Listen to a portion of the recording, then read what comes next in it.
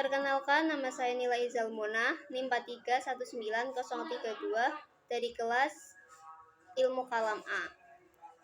Saya akan menjawab pertanyaan dari soal UTS. Soal pertama mengenai 1. Menurut Anda, apakah masyarakat awam perlu diberikan pengetahuan tentang ilmu kalam? Uraikan alasan Anda dan sertakan metode yang tepat untuk menerapkan ilmu kalam kepada mereka agar tidak salah memahami konsepnya. Menurut saya, masyarakat awam itu perlu diberikan pengetahuan tentang ilmu kalam, karena dengan mempelajari ilmu kalam, orang awam bisa memperkuat keyakinan dan keimanannya kepada Tuhan yang berdasarkan pada landasan yang kuat. Ilmu kalam sendiri bisa dimaksud dengan ilmu tentang kepercayaan, ilmu akidah atau teologi dengan menggunakan dalil-dalil dari Al-Quran, hadis, ijma maupun qiyas.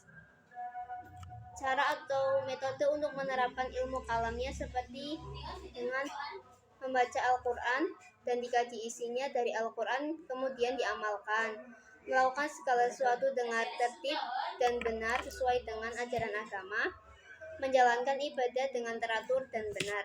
Pertanyaan kedua, analisalah korelasi, komparasi, dan bersamaan ilmu kalam, ilmu filsafat, dan ilmu tasawuf. Ilmu kalam, ilmu filsafat, dan ilmu tasawuf ketiganya memiliki keterkaitan. Hubungan ilmu tasawuf dan ilmu kalam terletak pada pembahasan mengenai kebenaran. Dalam ilmu tasawuf, hakikat kebenaran berupa terungkapnya kebenaran sejati melalui mata hati dan menemukan kebenaran dengan melewati beberapa jalan. Sedangkan kebenaran dalam ilmu kalam berupa diketahuinya kebenaran ajaran agama melalui penaran akal budi yang kemudian dirujuk kepada Al-Quran dan hadis. Sementara hubungan ilmu tasawuf dan ilmu filsafat ada pada pencarian hakikatnya. Ilmu tasawuf adalah pencarian jalan ruhani, kebersatuan dengan kebenaran mutlak, dan pengetahuan mistik menurut jalan dan sunnah. Sedangkan filsafat mencakup seluruh mazhab intelektual dalam kultur Islam yang telah berusaha mencapai pengetahuan mengenai sebab awal melalui daya intelek. Persamaan dari ketiga ilmu tersebut dapat dilihat pada objek kajiannya, yaitu ketiganya sama-sama mengkaji tentang ketuhanan. Komparasi atau perbandingan dari ketiganya yaitu ilmu kalam mengenai ketuhanan dan segala sesuatu yang berkaitan dengan Tuhan. Ilmu filsafat mengenai masalah ketuhanan di samping masalah alam, manusia, dan segala sesuatu yang ada. Ilmu tasawuf mengenai upaya-upaya pendekatan kepada Tuhan. Pertanyaan ketiga, dengan bahasa yang sederhana, tulislah pemikiran kalam aliran Khawarij, Murji'ah, Jabariyah, Qadariyah, Mu'tazilah, dan Asy'ariyah atau Maturidiyah. Kemudian dari analisa Anda, analisa aliran manakah yang paling mendominasi di negara Indonesia dan mengapa aliran tersebut diterima? Pemikiran kalam aliran Khawarij. Menurut aliran Khawarij, Quran adalah makhluk. Manusia bebas menentukan perbuatannya bukan dari Tuhan. Orang baik masuk surga dan orang jahat masuk neraka. Khalifah dipilih secara bebas, tidak harus dari suku Arab, dan dapat dipilih secara permanen. Seseorang yang berdosa tidak lagi disebut muslim sehingga harus dibunuh, dan seorang muslim dianggap kafir apabila tidak mau membunuh muslim yang telah dianggap kafir.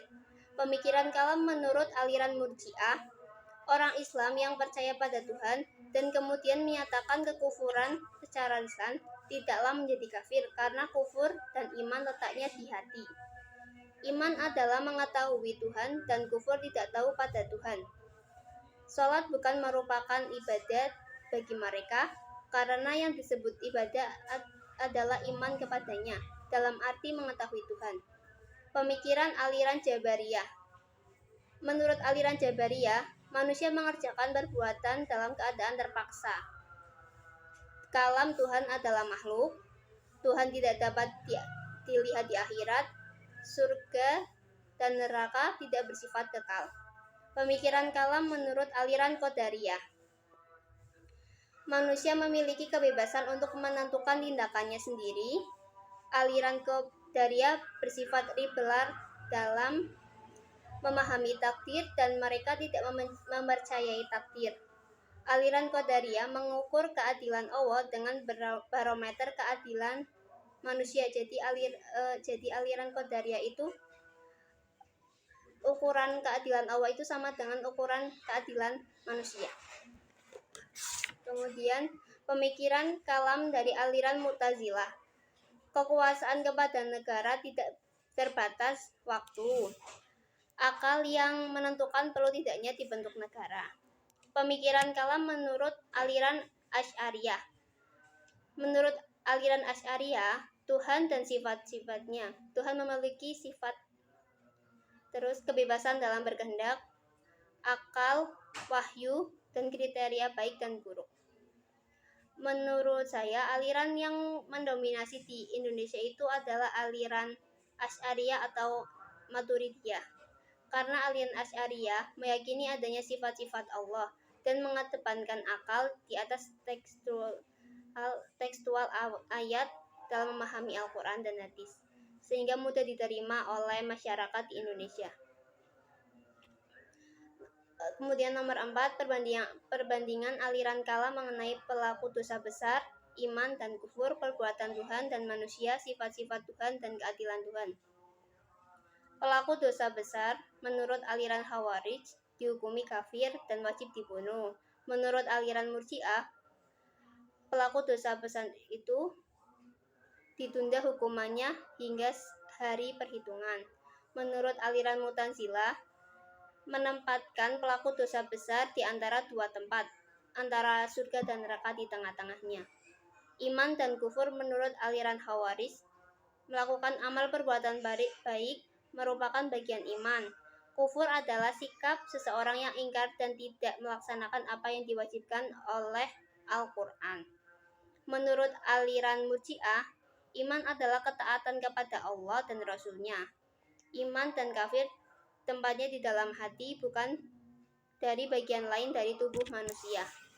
Perbuatan Tuhan dan manusia. Menurut aliran Mu'tazilah, perbuatan Tuhan bahwa Tuhan memiliki kewajiban berbuat baik kepada manusia. Kemudian untuk perbuatan Tuhan diwujudkan dari manusia itu sendiri yang mewujudkan perbuatannya. Menurut aliran Asy'ariyah, bahwa Tuhan tidak berbuat sekehendak hatinya terhadap makhluk. Tuhan tidak memiliki apa-apa, tapi Tuhan bersifat jaiz. Sedangkan perbuatan manusia menurut aliran Asy'ariyah, manusia tidak memiliki kebebasan karena kekuasaan dan kehendak Tuhan harus berlaku semutlak-mutlaknya. Jadi perbuatan manusia itu diatur oleh Tuhan. Sifat-sifat Tuhan dan keadilan Tuhan. Menurut aliran Mu'tazilah, Tuhan tidak memiliki sifat-sifat yang berdiri sendiri. Kemudian keadilan Tuhan itu Tuhan wajib berbuat baik dan tidak berbuat buruk kepada manusia. Menurut aliran Asy'ariyah, sifat-sifat Tuhan dan keadilan Tuhan itu, mereka berpendapat bahwa Allah memiliki sifat-sifat dan sifat-sifat tersebut diakui keberadaannya. Aliran Asy'ariyah memandang keadilan Allah dari sudut kekuasaan dan kehendak mutlaknya. Sekian dari saya. Wassalamualaikum warahmatullahi wabarakatuh.